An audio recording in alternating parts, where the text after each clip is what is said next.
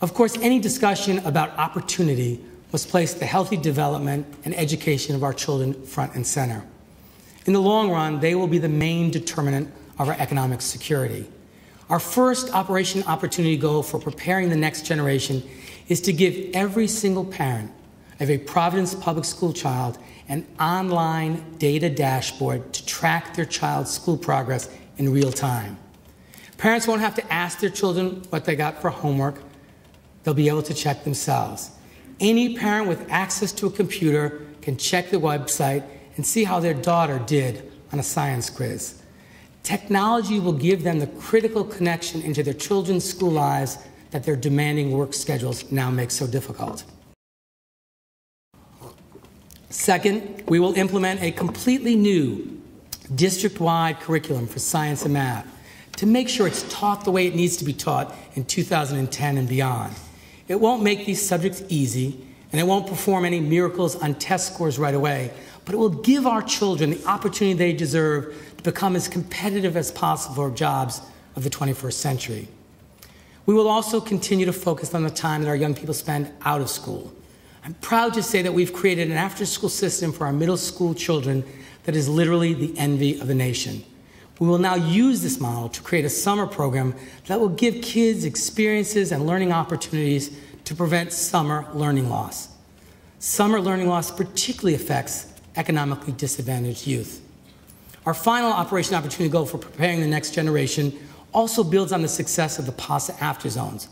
We will begin phase 1 of a program for high school students inspired by the PASA model, but with age-appropriate programs designed to help our youth develop passions about art and dance and athletics and much more, as well as to think about and prepare for their futures after graduation. As our president and many economists have been forcefully advocating, economic opportunity depends on a sound foundation of infrastructure. We can't build a 21st century economy on a decaying early 20th century platform. Part of Operation Opportunity will seek to enhance the construction that will come to Rhode Island as part of the National Recovery Plan, but in ways that specifically target the needs of our local economy. We will address one of the most basic necessities for a good economy and a good quality of life, our road system. This winter has taken a particular toll, but most of our roads are long past their expected lifespan. Providence also has the bad fortune to lose out in the state road maintenance formula that pays for over 85% of major roads in most other cities and towns, but under 40% of ours in Providence. We've already developed a detailed plan for road reconstruction, but been held back because of scarce resources. Well, I am now certain that we have reached that point where the cost of not investing will be more crippling. We will invest a minimum of $10 million to improve roads in Providence over the next 18 months. While we cultivate new industries, we also have to encourage growth in our tried and true sectors that will continue to thrive in the city into the future. The Port of Providence and the maritime businesses within it continue to prime our economy and to provide good, solid work. We will support port modernization efforts with a significant new investment in our port infrastructure to create jobs there. We're still in discussions about the exact form of that investment, but it will not be a nominal contribution.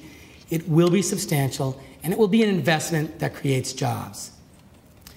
Providence residents can be gratified that we were ahead of the curve in pointing out the desperate need to transform our schools into 21st century learning environments. Long before Washington focused on school modernization, we developed one of the most comprehensive and thoughtful plans in the nation for the improvement of school buildings called Building a Legacy.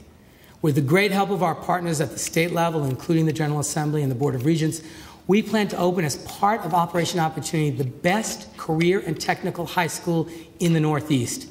This is going to be an enormously important component, providing a pathway for our young people into meaningful, secure careers and professions. Also, with Operation Opportunity, we will move Building a Legacy forward by breaking ground on the next school renovation or reconstruction project within the 18-month time frame and do everything possible to guarantee that Providence residents are helping to build this school. At the most basic level, opportunity requires security.